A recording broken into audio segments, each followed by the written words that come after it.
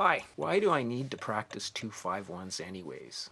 In my last video I demonstrated two approaches to standard chord progressions, chord to chord and diatonic. I'm going to branch out a bit and use these methods to practice a 2-5-1 chord progression. It isolates this extremely common chord progression. I'm also going to use what I call millennial editing.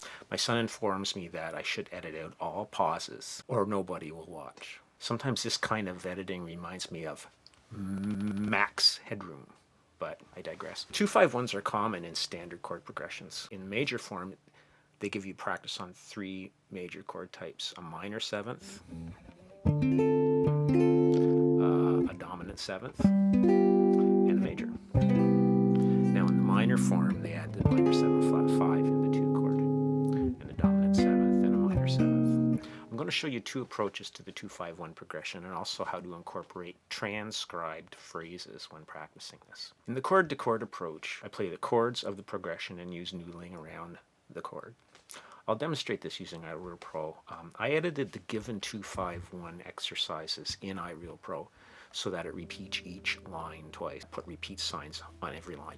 It's much better. I need two chances to get it right. It goes by too fast if it only does it once. And I also make sure I play at least the first two keys in two different positions.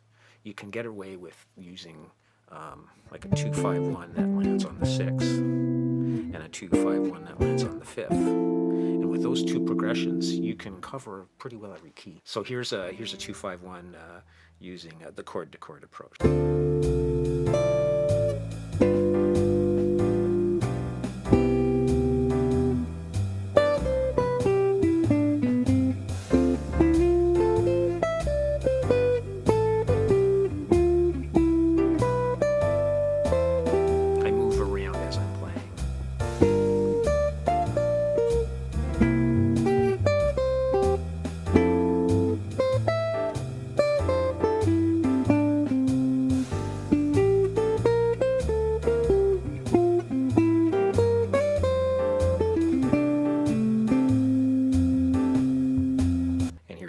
Example.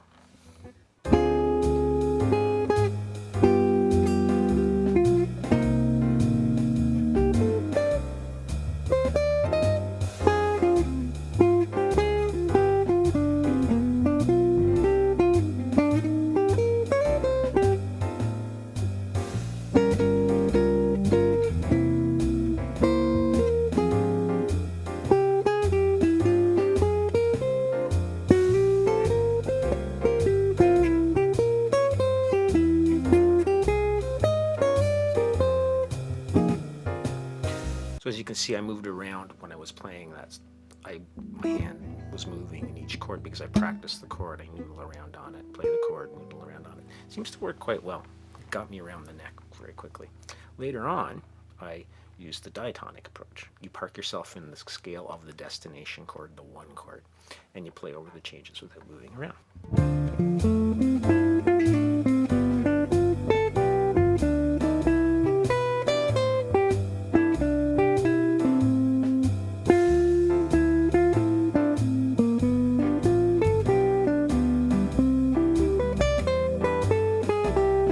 Works really nicely to practice the arpeggios too.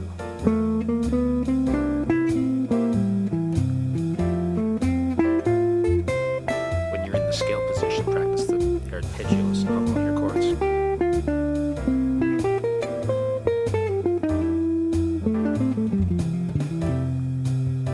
In the minor one, you use your harmonic minor for your 2 chord and your 5 chord, but when you get to your 1 chord, I like to switch to Dorian. It makes more sense. Because most 1 chords are minor sevenths, not minor sixths or minor major sevenths.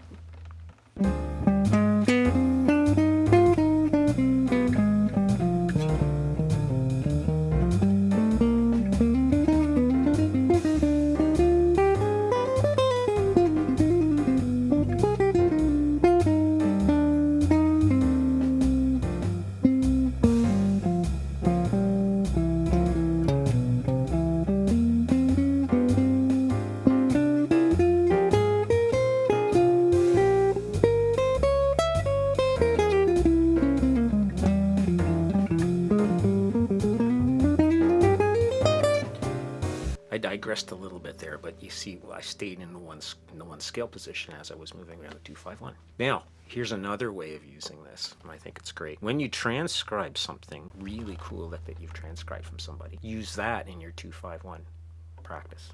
For instance, here's the first phrase in Wes Montgomery's Satin Doll, famous Satin Doll solo. First of all, you analyze what it is so you know what you're playing. I think he does an approach to the third of the chord, 5th, 7th, 9th, and falls to the root. There you go. So you figure that out in all of the chords of the 2-5-1, and then 5, and then 1. Now you have to change the character of the phrase. You can't play it all in a minor 7th because you don't have minor 7th chords all the way through. And then when you do your 2-5-1 in the minor, you have to change it a lot.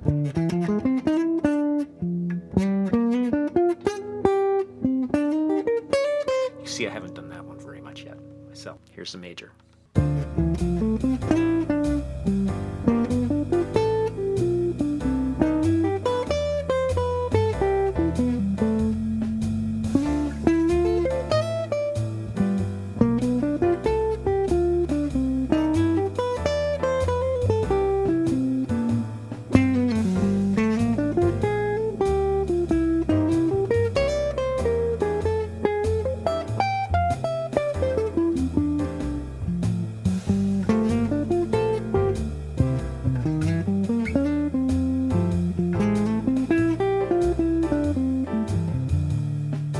Try the minor.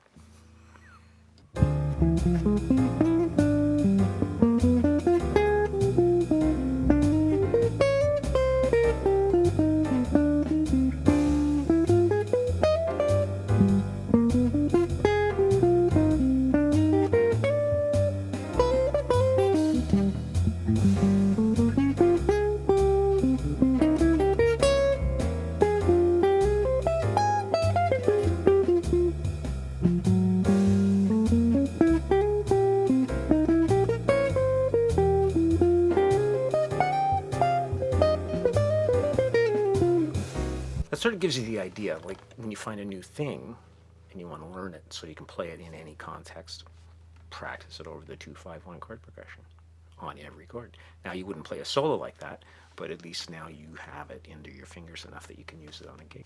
Now to sum up, practice 2-5-1s at different tempos, use chord to chord and diatonic placements, and incorporate transcribed phrases into your practice. This really helps you build soloing vocabulary. It's great. Keep shedding.